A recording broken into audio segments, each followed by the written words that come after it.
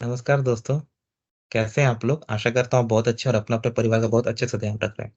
आगे बढ़ने से पहले दोस्तों अगर आपने मेरा चैनल अब तक सब्सक्राइब नहीं किया तो फिर क्या किया दोस्तों? जाइए ना इसी वक़्त मेरा चैनल सब्सक्राइब कीजिए ना, पैसा लगता है थोड़ी इस काम का। तो आज के दोस्तों वीडियो में हम ये देखेंगे कि ऑस्ट्रिया का लॉन्ग टर्म वर्क वीज़ा कैसे अप्लाई करते हैं। तो वीडियो को अंत तक ज़रूर देखिए दोस्तों और एक बात मैं क्लैरिफाई कर दूँ कि मैं कोई इमिग्रेशन कंसल्टेंट या गवर्नमेंट बॉडी नहीं हूँ। तो अगर आप इस वीडियो से कुछ ले रहे हैं तो अपने रिस्क पर ले रहे हैं। तो दोस्तों शॉर्ट टर्म वीज़ा कैसे करना है वो तो मैंने दिखा दिया आपको एक डिफरेंट वीडियो में। अभी लॉन्ग टर्म की बात करते हैं। दोस्तों सबसे पहले तो आपको ये देखना है कि बेस्ड ऑन आपकी नेशनैलिटी, पर्पस, ड्यूरेशन पे आपको वीज़ा लगेगा कि नहीं, किसी भी केस में। क्योंकि बहुत सारे केसेज़ में एक्सेम्पशन्स भी होते हैं और जब भी आपको इसकी इन्फॉर्मेशन देखनी है, प्रोसेस देखनी है तो आप जिस रीजन में रह रहे हैं, उस रीजन के को कवर करने वाला जो मिशन, कॉन्सुलेट, एम्बेसी जो भी उस कंट्री का, आपको उसके हिसाब से प्रोसेस देखना है, ऑफिशियल सोर्सेज़ से ही देखिएगा। क्योंकि ये सब प्रोसेस स्टेप्स चेंज भी हो सकते हैं टाइम के साथ। सो दोस्तों आपके सामने मैंने ये ऑस्ट्रियन एम्बेसी न्यू दिल्ली की साइट खोली है। मान लीजिए आप एक इंडियन सिटीज़न हैं, न्यू दिल्ली में रहते हैं और आपका यूरोप में कोई भी मतलब रिलेटिव ऐसा नहीं है, ना ही वो स्विट्ज़रलैंड में है, ना ही वो यूके में है, कहीं भी नहीं है। तो हम लोग कैसे अप्लाई करना है वो देखते हैं। तो देखिए दोस्तों वीज़ा कैटेगरीज़ में अगर हम जाएँ, तो डी नेशनल वीज़ा होता है जो लॉन्ग टर्म स्टे होता है, बट ये आपको 91 डेज़ से 6 मंथ्स तक के लिए मिलता है। लेकिन अगर मान लो आपको लंबा चाहिए, मान लो आपको 2 साल, 3 साल के लिए काम करना चाहना है, तो ऑब्वियसली 6 मंथ तो सफिशिएंट है नहीं। तो इसमें आप क्या करो, तो ऐसे में आप रेज़िडेंस परमिट अप्लाई कर सकते हो। इसके थ्रू आप जा सकते हो। तो रेज़िडेंस परमिट हम लोग किसी और अ, वीडियो में कभी कवर करेंगे, बट लॉन्ग टर्म वीज़ा कैसे करना है, वो हम लोग यहाँ पे देखेंगे, ठीक है? तो हाउ टू अप्लाई में अगर हम जाएँगे तो इंडिया में जो ऑस्ट्रिया का वीज़ा है, वो वीएफएस को आउटसोर्स है। बहुत सारे शेंजन कंट्रीज़ ने ये किया है। तो आपको यहाँ पर वीएफएस के पेज पे जाके वहाँ से आप देख सकते हो। तो हम लोग वीएफएस के पेज पे गए। तो सबसे पहले वीज़ा टाइप हम लोग सेलेक्ट करेंगे। उसके बाद एप्लीकेशन फिल करने है, अपॉइंटमेंट बुक करनी है, पैसे देने हैं, विज़िट करना है और एप्लीकेशन सबमिट करना है और अगर ग्रांट हो गया तो भाई ठीक है। वीज़ा टाइप लेते हैं। क्या-क्या दे रहे हैं भई ये लोग? वर्क वीज़ा, ठीक है?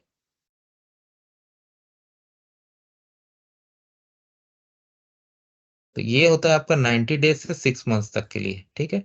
उसके आगे के लिए आपको जैसे चाहिए तो रेज़िडेंस परमिट लगता है, वो हम लोग कहीं और देखेंगे, बट अब इस सिचुएशन के लिए हम ये देखते हैं।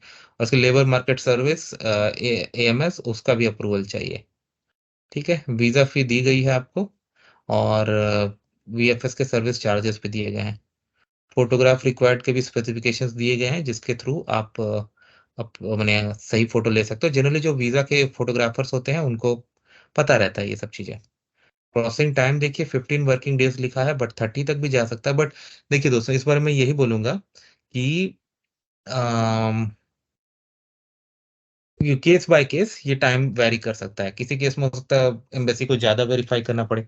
कभी-कभी रेयर केस में हो सकता है आपको इंटरव्यू के लिए बुला ले, एडिशनल डॉक्यूमेंट्स की माँग क कर दी जाए। ये भी हो सकती है ना भई, तो उसके लिए भी आपको रेडी रहना पड़ेगा। तो इसलिए हमको उस चीज़ को भी यहाँ पे कंसीडर करना पड़ेगा। बट हाँ, वैसे सारे केस में नहीं होता है फॉर श्योर।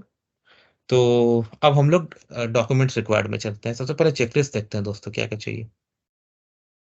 तो आपको एप्लीकेशन फॉर्म जिसको कि आप इंग्लिश और जर्मन ये दोनों लैंग्वेजेज़ में किसी एक में भी आप सबमिट कर सकते हैं और हम लोग फॉर्म खोलेंगे उसमें लिखा भी हुआ सब कुछ इंग्लिश और जर्मन में है, जिससे कि आपको उसको फिल अप करने में कोई समस्या नहीं आएगी। और उसके बाद हम ये देखेंगे पासपोर्ट, आपका 3 months after intended date of departure होना चाहिए, ठीक है?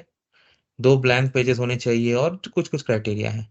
फोटोग्राफ्स 2 आपको लगेंगे, valid permit to return if applicable.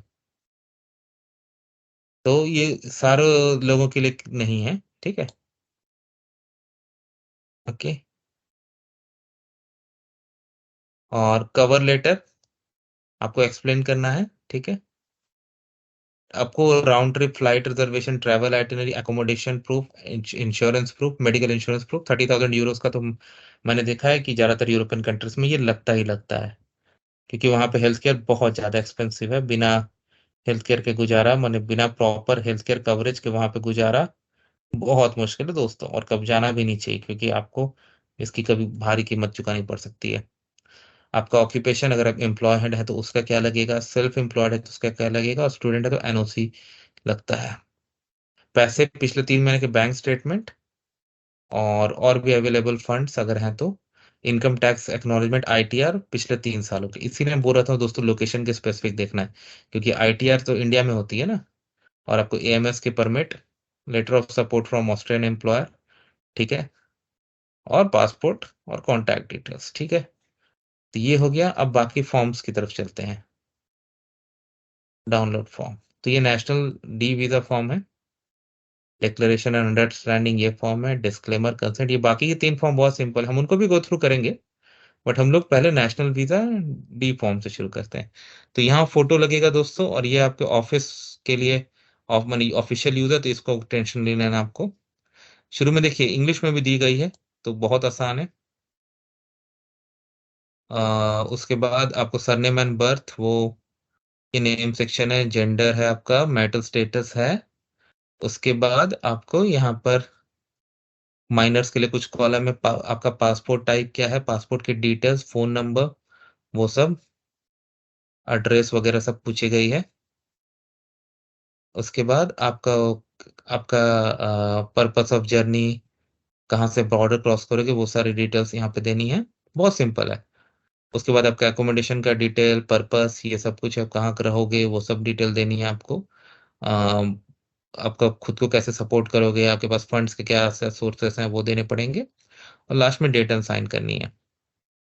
बाकी जैसे फॉर्म उठाया जाए, ये तो बहुत ठीक है। डिक्लेरेशन फॉर्म, कुछ एक्सप्लेन करने का, डिस्क्लेमर बहुत सिंपल है, खुद ही देख लो। कंसेंट फॉर्म भी, ये वीएफएस के लिए है, ये भी बहुत सिंपल है।